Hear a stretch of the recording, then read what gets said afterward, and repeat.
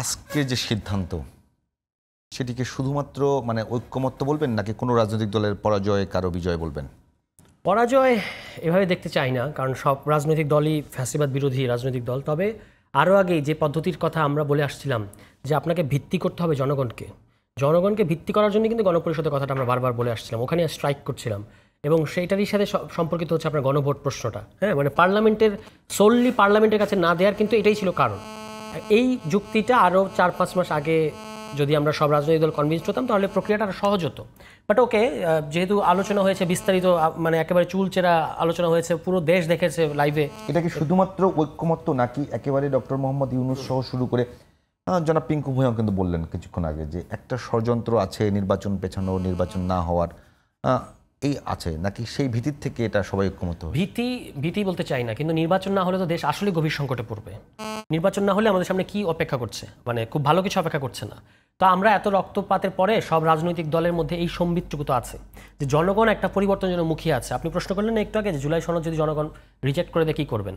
আমি বিশ্বাস করি যে মানে আমরা যে কারণে এক পর্যায়ে বলেছি গণভোট করেন, কেন? কারণ যে রাজনৈতিক দলগুলো যদি ঐক্যমত না হয় তাহলে জনগণের হাতে ছেড়ে দেন, জনগণ কী সিদ্ধান্ত নেয় আমরা দেখি। আমাদের বিশ্বাস ছিল যে জনগণ আসলে ওভারহেলমিংলি জুলাই সনদের পক্ষে বলবে, তখন রাজনৈতিক দলগুলো বাধ্য হবে। এখন রাজনৈতিক দলগুলোই সেখানে যাচ্ছে, কারণ তারা আসলে জনগণের ভোটেই কিন্তু ক্ষমতায় আসতে চায়।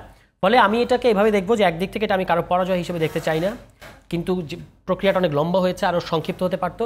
এবং দ্বিতীয়ত হচ্ছে নির্বাচন সংক্রান্ত আশঙ্কা তো আছেই, কেউ চায় না। আমি দেখেছি যে এক্সিস্টিং দলগুলো আছে এত মতভেদের পরেও কমিশনে যখন আলোচনা করে কেউ চায় না যে দেশ একটা মানে তাদের একটা হঠকারী সিদ্ধান্তের কারণে দেশ একটা গভীর মানে সংকটের মধ্যে পড়ুক, এটা কেউ আমি কারোর আকাঙ্ক্ষার মধ্যে দেখি নাই। এই সমস্ত জায়গা থেকে সবাই অ্যালার্ট। আপনি বলছেন যে ভীত কিনা, আমি বলবো যে সবাই অ্যালার্ট, সতর্ক, যেন নির্বাচনটা কোনোভাবেই মানে প্রবলেমের মধ্যে না পড়ে। কারণ আপনি ফেব্রুয়ারিতে নির্বাচন হবে এটা সবাই মেনে নিয়েছে, কিন্তু আপনি জুলাই সনদটা এমন একটা গলার কাঁটা হয়েছিল, মানে যদিও এটা আমাদের অলংকার, কিন্তু আমি একটা উপমা বলছি আর কি, যে এমন একটা জায়গায় এটা আটকে ছিল যে এইটাকে বাইপাস করার কোনো সুযোগ নেই, আপনাকে এটা ফেস করেই সামনে আগাতে হতো। ফলে সব রাজনৈতিক দল এটা ফেস করেছে। আমি এই কারণে রাজনৈতিক দলগুলোকে আজকে আমি মনে করি যে একটা ঐতিহাসিক দিন এবং রাজনৈতিক দলগুলোকে এটা পূর্ণ কৃতিত্ব দিতে চাই। আমি সমালোচনা করি, আপনার এখানে এসে করেছি, বিএনপি করেছি, জামায়াত ইসলামে করেছি, অন্যরাও আমাদের সমালোচনা করেন, এগুলো থাকবে আমাদের গণতান্ত্রিক সংস্কৃতিতে। কিন্তু আজকে যেই জায়গায় আমরা এসেছি সমস্ত রাজনৈতিক দল, এইটার কৃতিত্ব আমি সমস্ত রাজনৈতিক দলকে দিতে চাই, কারণ না দিলে এটা আমার মানে তাদের প্রতি বেইনসাফি করা হবে। একেবারে সাধারণ মানুষের কিন্তু একটা আশঙ্কা আছে। আমার শোতে এসে গতকাল বিএনপি একজন সিনিয়র নেতাই বলেছেন যে আমি যখন সাধারণ মানুষের কাছে যাই তারা জিজ্ঞেস করে নির্বাচন হবে তো এই জুলাই সনদের আজকের এই সিদ্ধান্তের মধ্য দিয়ে সেই সাধারণ মানুষের যে আশঙ্কাটা সেটা কি কোনো দিক থেকে কাটলো মনে হয় আপনার কাছে? আমি মনে করি যে ব্যক্তিগতভাবে আমি মনে করি গত 1 বছরে, গত 5 আগস্টের পর থেকে আজকে পর্যন্ত একটা মুহূর্তের জন্য নির্বাচন নিয়ে কোনো শঙ্কা তৈরি হয় নাই। যেই শঙ্কাটা এটা হচ্ছে বাইরের মানে ফুলানো ফাঁপানো একটা বুদবুদ আমি বলবো যে নির্বাচন হবে কিনা। কারণ আমরা ডক্টর মোহাম্মদ ইউনূসকে যখন জাতিসংঘের মহাসচিব এখানে এসেছেন, যখন তিনি নিজে সাধারণ পরিষদে গেছেন, তিনি বারবার তার ইন্টেনশন ক্লিয়ার করেছেন যে আমি এরপরে থাকবো না। সোজা হিসাব, আমি ফেব্রুয়ারিতে ইলেকশন দেবো এবং জুলাই সনদ বাস্তবায়ন করবো, তারপর ইলেকশন দেবো, তারপর চলে যাব। ফলে জনগণের যে অংশের মধ্যে এই আশঙ্কাগুলো তৈরি হয়েছে আপনি বলছেন, এইটা তৈরি হয়েছে ওই যে সোশ্যাল মিডিয়া সহ নানা ধরনের কনস্পিরেসি যে আলোচনাগুলো হয় সেখান থেকে কারো মধ্যে আশঙ্কা। রাজনৈতিক নেতারাও কিন্তু বারবার প্রশ্ন তুলছেন এরকম করে যে একটা নির্বাচন করবার জন্য যে সমস্ত আয়োজন দরকার আর সময় একেবারে কম, তো সেই ধরনের সরকারের পক্ষ থেকে ওই ধরনের আয়োজন, ওই ধরনের প্রস্তুতি একেবারে ঘাটতি রয়ে গেছে। নির্বাচন কমিশনের পক্ষ থেকেও সরাসরি বলা হয়েছে, একদম সরাসরি কমিশন সচিব বলেছেন যে এখন আইন শৃঙ্খলা পরিস্থিতি কি হবে না হবে সেটি পুরোটা দেখভাল করবে স্বরাষ্ট্র মন্ত্রণালয়।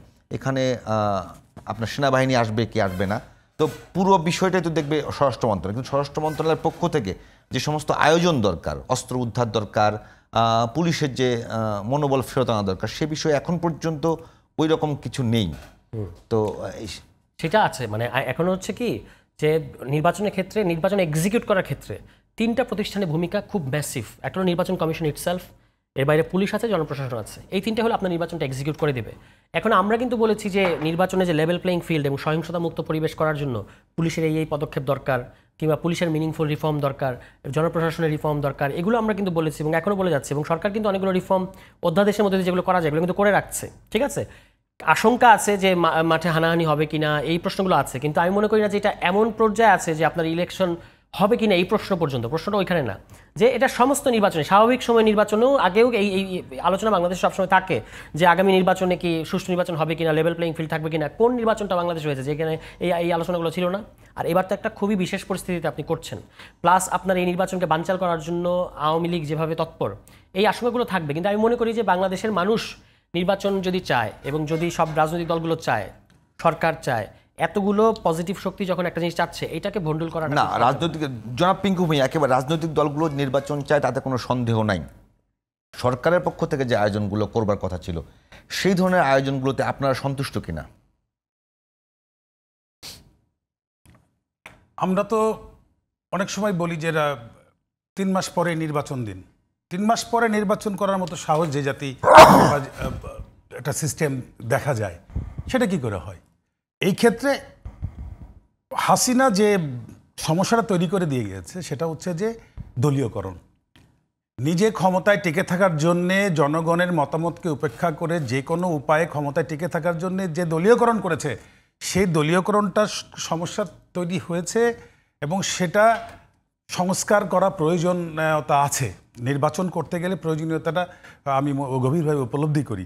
কিন্তু আজকের যে ঘটনাটা ঘটে গেল সেটা খুবই পজিটিভ। আমি এর আগেও বললাম যে আজকের যে রেফারেন্ডামের যে সিদ্ধান্তটা এসেছে একসাথে জাতীয় সংসদ নির্বাচন, জনগণ কিন্তু এটাকে একটা দারুণভাবে কিন্তু তারা উপভোগ করবে এখন থেকেই, যে আমরা দুইটা জিনিস করতে যাচ্ছি। একটা হলো আমাদের সন্তানদের যারা হত্যা করেছে তাদের বিচার হোক, এটা আমরা চাবো, কিংবা না হোক এটা আমরা চাবো। দ্বিতীয়ত হচ্ছে যে এই দেশটা কিভাবে চলবে, যে সংস্কারগুলি করা দরকার সেই সংস্কারগুলি প্রয়োজনীয়তা আছে কিনা, এটা তাদের হাতে যখন গেল তখন তারা কিন্তু এইটাকে খুব এনজয় করবে। এখন আপনি আসেন নির্বাচন, ওই যে তস্কর গ্রুপ যেটা হচ্ছে ফ্যাসিজমের দোসর, যারা এখনো রেস্ট বিভিন্ন জায়গায়, ও যেটা বললো যে তুষার যেটা বললো যে তিনটা সেক্টরটা খুব গুরুত্বপূর্ণ, এই 3টা সেক্টর 1 মাস লাগবে যদি আন্তরিক। এখন আমি মনে করি যে ইন্টারিম গভর্নমেন্ট অবশ্যই আন্তরিক হবে 3টা সেক্টরকে যত দূর সম্ভব পরিষ্কার করে ফেলানোর জন্য, এবং এটা করা খুব একটা দূরেও কিছু না, করতে পারবে এবং এটা করে ফেলবে, যাতে পিছনে এখন যেহেতু একটা বড় শক্তি এদেশের জনগণ ইনভিজিবল, যে তাদের যে ইয়েটা মানে কি বলে প্রেশার কিংবা বলেন আর যে ভালোবাসা বলেন, যা এগিয়ে যাও, হ্যাঁ আমরা যেহেতু প্রস্তুতি নিব আমরা কাকে কি করব আমরা না করব সেটা আমাদের দায়িত্ব যেহেতু আসতেছে, আমরা তোমাদের সাথে আসি, তোমার সাথে আসি। এই যে শক্তিটা, এই যে ইনভিজিবল যে power will be create from the মানে নেশন। আপনি মনে করেন interim government can do everything, সে কিন্তু এখন ক্যান চেঞ্জ এভরিথিং যাকে দরকার। এই যে 2 দিন আগে একটা ঘটনা, কালকে তো দেখলাম ওই যে ছেলেটা মার খেয়েছিল, যে কি বলে নূর, এই নূর কিন্তু আসলো বাংলাদেশে, আসার পরে বলছে যে পুলিশ নাকি বলছে যে তারা এটা করে নাই, আর্মি নাকি বলছে তারা এটা করে না। আমি জানি না তার সাথে আদৌ কথা হয়েছে কিনা, নাকি পলিটিক্যাল কথা, কি কথা বলে না বলে। আমার কথা হলো যে ওর কথাটাও যদি ধরি আমি, তাহলে আমি বলবো যে ভিতরে যারা কিছু রেস্ট আছে এখনও, তাদেরকে শুড চেঞ্জ করতে হবে। এই জায়গাগুলি যতটা পারা যায় চেঞ্জ করতে হবে, এবং নির্বাচনের আগে আপনারকে সিদ্ধান্ত নিতে হবে যে নির্বাচনটা, কারণ 2018 বলি আর পিছনের নির্বাচনগুলি বলি, সেখানে অনেক ভোটার কম ছিল। এবার যে অনেক ভোটার কিন্তু বাড়ছে, বিশেষ করে নতুন প্রজন্ম, যারা এই দেশটাকে এখন মানে একদম পুরা যাদের হাতে মানে আছে, যারা সিদ্ধান্ত দিবে কে দেশ চালাবে, সেই যে জনগোষ্ঠী, সেটা হচ্ছে যে ইয়াং জেনারেশন, ফার্স্ট ভোটার যারা প্রথম ভোট দিতে যাচ্ছে, এটা বিশাল পরিমাণ, এরা কিন্তু এইবার তারা হাতে পাচ্ছে এই সুযোগ। সুতরাং আমি মনে করি যে আপনার ওই যেভাবেই হোক না কেন এই করতে হবে, কি বলে ভিতর থেকে এই যে জঞ্জাল যেগুলি আছে, জঞ্জালগুলি পরিষ্কার করার জন্য এখনই সচেষ্ট হতে হবে, এবং আমি মনে করি এটা পারবে এবং খুব দ্রুত করতে হবে এটা এখন থেকে, কালকের থেকেই। আজকে যেহেতু একটা বড় সমস্যার সমাধান হয়ে গেছে, কালকের থেকে ইন্টারিম গভর্নমেন্টকে এই সেক্টরগুলিতে যতটা পারা যায় ডিটেক্টেড, অল দ্য ক্রিমিনালস আর ডিটেক্টেড অলরেডি, হ্যাঁ, কারণ 90% ডিটেক্টেড, এইগুলিকে সরাইলে ওই 10% থাকলেও তারা কিন্তু ওই ঝামেলা করতে পারবে না। আর দেশের মধ্যে নির্বাচনটা একদিনে যদি না হয়, যদি 2 দিন করা যায়, 3 দিন করা যায়, 3 পার্টে করা যায়, 4 পার্টে করা যায়, এটাও কিন্তু সম্ভব। এটা কিন্তু করলে যদি ভালো হয়, যদি সেই ক্ষেত্রে ভালো হইলে তো ভালো, এক পার্ট করে করা যায়। আর আমি এটাকে সিদ্ধান্তের জায়গায় যাচ্ছি না, আমি বলতেছি আমার মতামত, সেখানে নির্বাচন করতে হবে, নির্বাচনটা দিতে হবে, একটা সুন্দর নির্বাচন উপহার দিতে হবে। সেই জন্যে যা করা দরকার এখন থেকে প্রতিদিন প্রতি ঘন্টায় এই ইন্টারিম গভর্নমেন্টকে ভাবতে হবে, একার পজিটিভলি ভাবতে হবে, সুন্দর নির্বাচন করতে হবে। একটা বিরতি নিয়ে আসি।